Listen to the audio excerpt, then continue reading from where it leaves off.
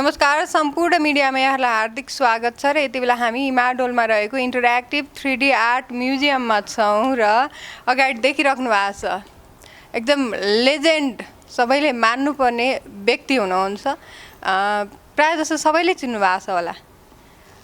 परिचय दिनुपर्दा चाहिँ उहाँ शताब्दी पुरुष 3 पटकसम्म मदन पुरस्कार पाउनुभएको संस्कृतिविद सत्यमोहन जोशी हुनुहुन्छ र उहाँ चाहिँ यति बेला interactive 3D art museum visit गर्न आइपुग्नु भएको छ। भित्रै छौँ हामी, उहाँले भिजिट पनि गरिसक्नु भएको छ।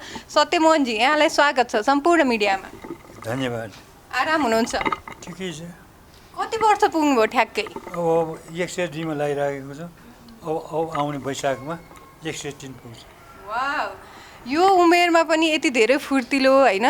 तपाईँले घुमिराख्नु भएको थियो यो म्युजियम, कसरी आउँछ यो जोस जाँगर? हामीलाई पनि भनिदिनुहोस् न।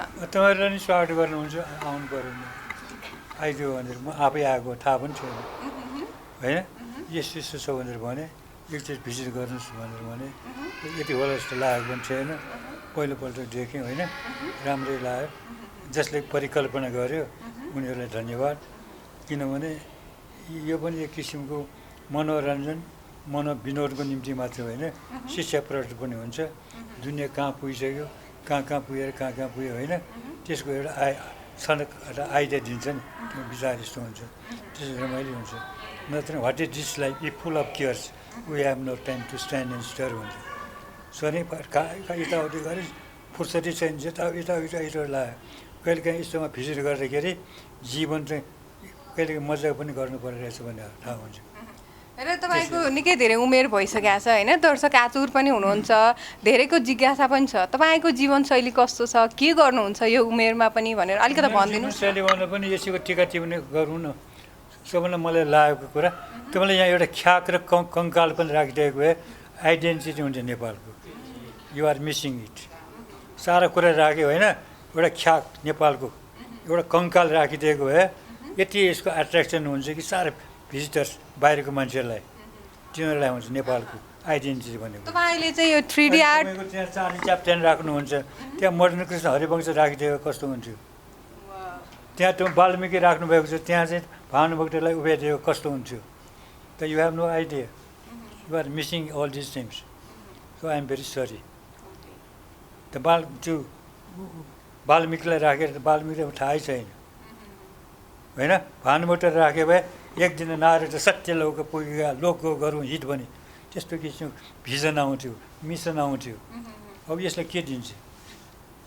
त्यसो भएको हुनाले त्यो बेला चाहिँ अब अहिले त गरिसकेको कुरा उ गर्ने भयो। तर यसलाई त्यस्तो थपेर गरे हुन्छ भनेको सजेसन तपाईँ। अब जस्तो अर्को कुरो कहाँ के मलाई त्यहाँ के गर्न लाग्यो होइन। तपाईँले मैले कोही पुगेको छ Los Angeles, any one of you? म डिज्नी आइल्यान्ड भिजिट गरेको, मैले 2 दिन गन्तर घुमेको हो। अनि त्यो लस एन्जल्समा पनि घुमेको।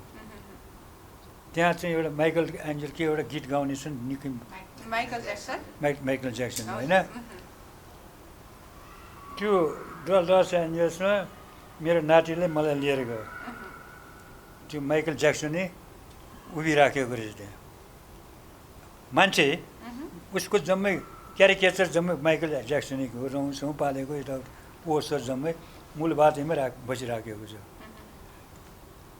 अब त्यहाँ चाहिँ माइकल ज्याक्सनसँग कुराकानी गरेर हात मिलाएर लाइफमा दिइराखेको छ, मरेको होइन, ऊ त मरिसक्यो।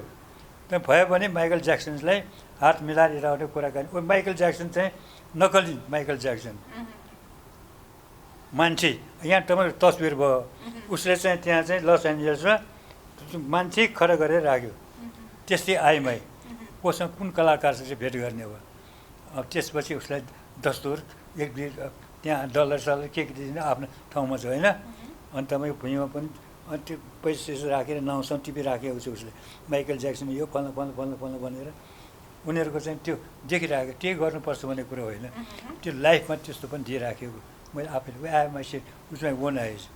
त्यो भने माइकल ज्याक्सन बिल्कुल ऊ क्यारिकेचर। यहाँ त्यस्तो गर्नु छ नि तपाईँको।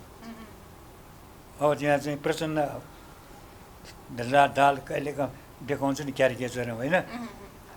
ऊ आउँदै उसकै जस्तै बोले, के गजुर रहेछ मनोज गजरे। मनोज गजुर होइन गर्छ नि उनीहरू त्यो गर्दाखेरि त्यो लाइफै अर्को आउँछ त्यही तरिकाले नेपालको यो त्यस्तो किसिमको पनि विचार त आफ्नै भएको भए यो ब्याकग्राउन्डमा तपाईँहरूको चाहिँ अझ यसको चाहिँ ब्युटी आउँछ तपाईँको सबैलाई सजेसन ख्याक र मैले उलाएको त्यो केटीको निम्ति ख्याक र सेतो ख्याक कालो ख्याक होइन यो कङ्कालहरू बिचबिचमा देवी नाचहरू आफ्नै टिपिकल छ नि तपाईँको जस्तै लिभिङ गडेस कुमारीको खट जात्रा आइराखेको छ त्यहाँ राष्ट्रपतिले हेरिराखेको छ पूजा गरिराखेको छ होइन त्यो पुलुकिसी भने चाहिँ हात्ती नचाउँछ त्यहाँ मचिपाल लाखे नचाउँछ खोइ लाखे तपाईँहरू त्यो सबै यस्तो मिसिङ उसमा चाहिँ लाखे छैन त्यसै एकदमै नक्कल मात्र भयो तर आफ्नो सक्कली कुरो पनि विचारहरू मिसाइदिएको भए सुनमा सुगन्ध हुन्थ्यो विशेष मेरो मैले विचार गरेर दिएको यहाँलाई राम्रो लागेको कुराहरू चाहिँ के छ यहाँभित्र? राम्रो लागेको कुरा त जे भए पनि आजभोलिको उसमा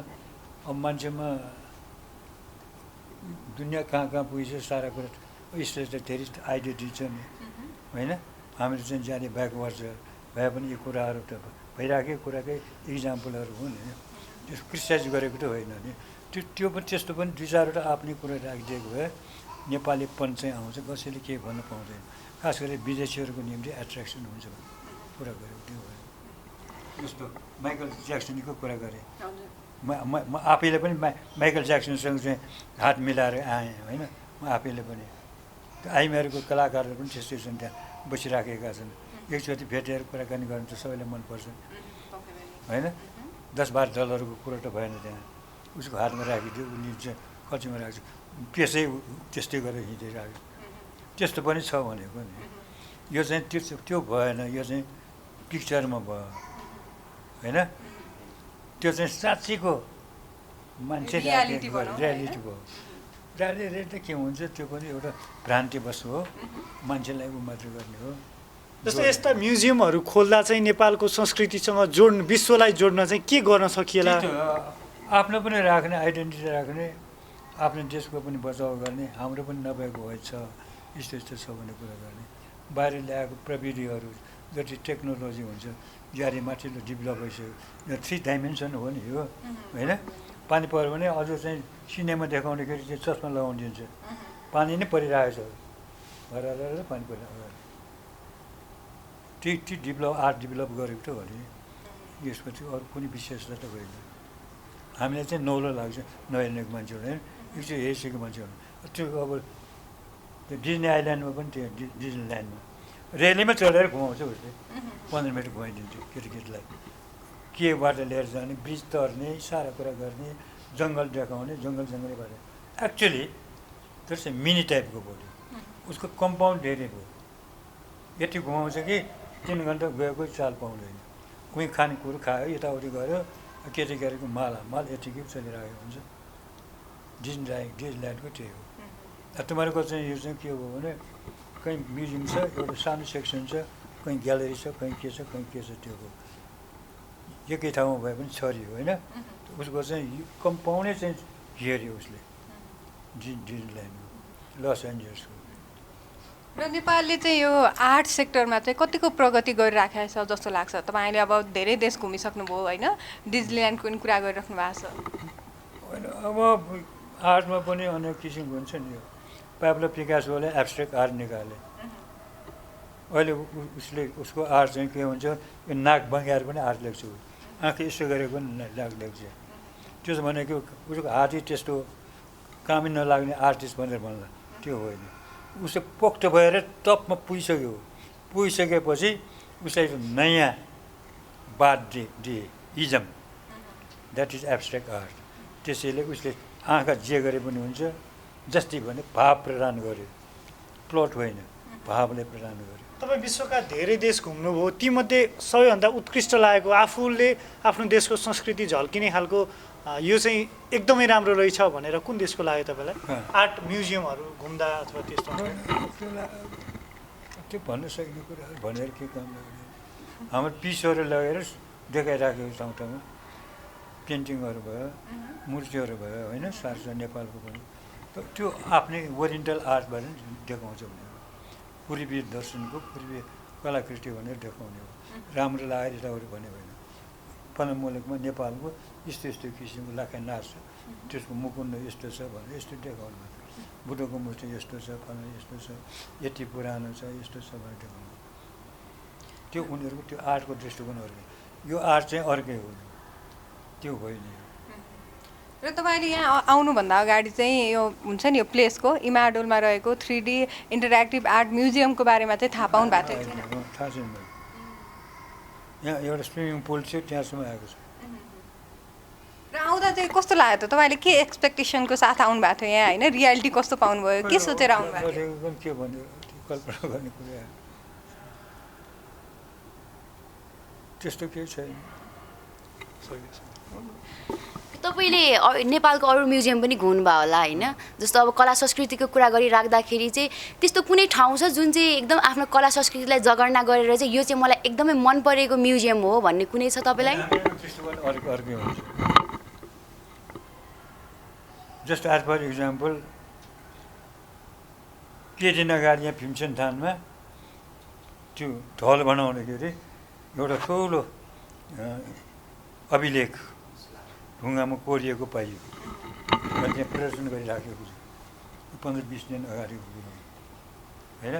हामीहरूको दृष्टिकोण थियो आर्कियोलोजिकल भ्यू पोइन्टबाट त्यसको महत्त्वै अर्को। त्यो बेला गर्दाखेरि 1600 वर्ष पुरानो, त्यो बेला पनि त्यस्तो किसिमको आर्ट रहेछ भन्ने कुरो त्यो स्टडी गर्ने, रिसर्च गर्ने त्यो तरिकाले हामीहरूको चाहिँ हुन्छ। सबैको दृष्टिकोण हुँदैन। आजभोलिको आर्टिस्टलाई त के न के थियो, हाम्रो निम्ति यति महत्त्वपूर्ण हुन्छ कि बयानै हुँदैन। 1600 वर्ष अगाडि, सबभन्दा पहिले 1600 वर्ष अगाडि अझ 1800 अझ झन् गर्दाखेरि एउटा चाहिँ माले गाउँमा एउटा मूर्ति फेला परेको थियो, राजा जयवर्मको, 2nd सेन्चुरी, लाइफ साइजको त्यत्रो ढुङ्गाको मूर्ति। त्यसको मूर्ति राम्रो नराम्रो होइन, त्यसको महत्त्व। त्यही तरिकाले पशुपतिको मन्दिर तपाईँले देखाउन सक्नुहुन्छ। पशुपतिमा एउटा विरूपाक्षीको एउटा मूर्ति छ त्यहाँ ढुङ्गाको होइन, 1300 वर्ष पुरानो। अति एउटा मूर्ति मात्रै राखिदिएको पनि तपाईँको पशुपतिको कति सहकमाको हुन्छ। यो आर मिसिङ इट, अहिले राखिएको छैन यहाँ। पशुपति देखा, पशुपति जो पनि पुग्छ होइन, त्यहाँ विरूपाक्षीको एउटा मूर्ति देख्नुभएको छ तपाईँ, ढुङ्गा उठिराखेको, त्यहाँ एउटा यस्तो राखिदिएको भए त ओहो गजब हुन्छ। तर तपाईँ बिर्सिनुभयो, यही कुरो हामीहरूको आँखा चाहिँ त्यो। ओके, हामी अन्त्यतिर छौँ होइन? र अन्त्यमा जाँदा चाहिँ तपाईँ यो इन्टरेक्टिभ 3D आर्टको म्युजियमको सफलताको शुभकामना कसरी दिन चाहनुहुन्छ? शुभकामना त राम्रो काम गरेकोलाई शुभकामना, स्पेसली फर केटीकेटीको होइन। यो creative genius of the children, हरेकमा तपाईँको आफ्नो आफ्नो सृजनशील प्रतिभा हुन्छ। त्यो प्रतिभाको विकास गर्नको निमित्त आफ्नो पनि पहिचान दिने, अरूको पहिचान लिएर पनि आफूलाई त्यसबाट फाइदा दिने, त्यो तरिकाको निम्ति यो आदान प्रदानको निम्ति म्युजियम भनौँ, ग्यालरी भनौँ, सोरुम भनौँ, यसको धेरै महत्त्वपूर्ण हुन्छ। ओके, तपाईँलाई धन्यवाद छ। धन्यवाद।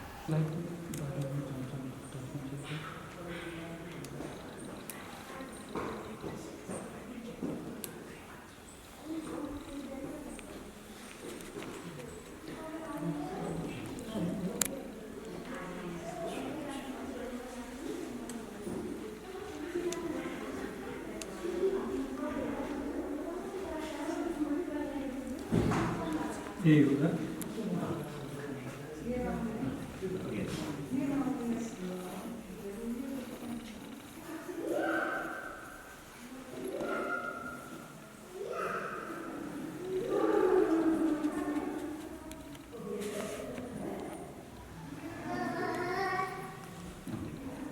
देखना चाहिए।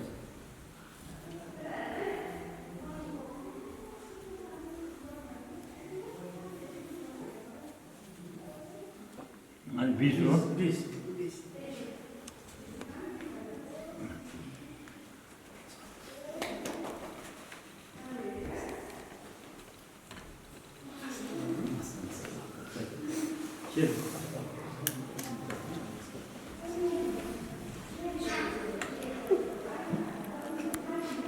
Itu nih, ono.